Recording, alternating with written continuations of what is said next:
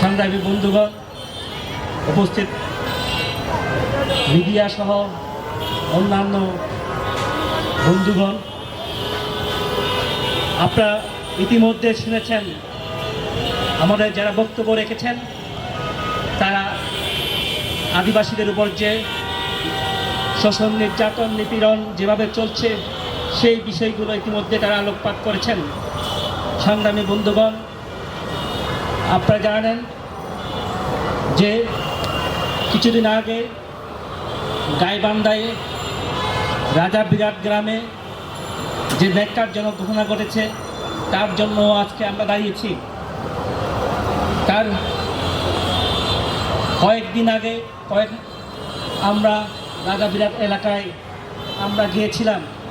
আরেকটা ঘটনা সেখানে সংঘটিত হয়েছিল, যেটা সাঁওতাল আদিবাসীদের ঘর বাড়ি জ্বালিয়ে দেওয়া হয়েছিল এবং তাদেরকে আহত করে মারাত্মকভাবে আহত করে হসপিটালের মধ্যে যাপন করতে হয়েছিল। সেই ঘটনা আমরা দেখতে গিয়েছিলাম। এই ঘটনা যেতে না যেতেই আমরা আবার শুনলাম কয়েকদিন আগে সেখানকার যে ইউপি চেয়ারম্যান তার নেতৃত্বে যে সেখানে আরও ভূমি দখল করার জন্য সেখানকার সাঁওতাল আদিবাসীদের উপর ন্যাক্কারজনক নৃশংসভাবে হামলা, এবং আমরা দেখেছি যে সেই হামলায় আহত হয়ে শ্যামবালা হেমব্রম সহ অনেকে যে হাসপাতালের মধ্যে দিনাতিপাত করছে। সংগ্রামী বন্ধুগণ, এছাড়াও আমরা বম আদিবাসীদের যে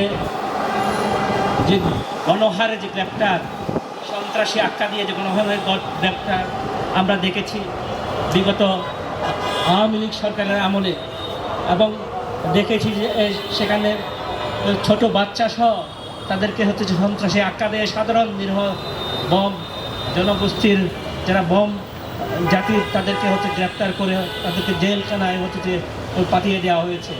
এবং পরবর্তীতে দেখা গেছে যে তাদের অনেক চেষ্টা করে তাদের জন্য যে জামিনের ব্যবস্থা পর্যন্ত করা যায় নাই।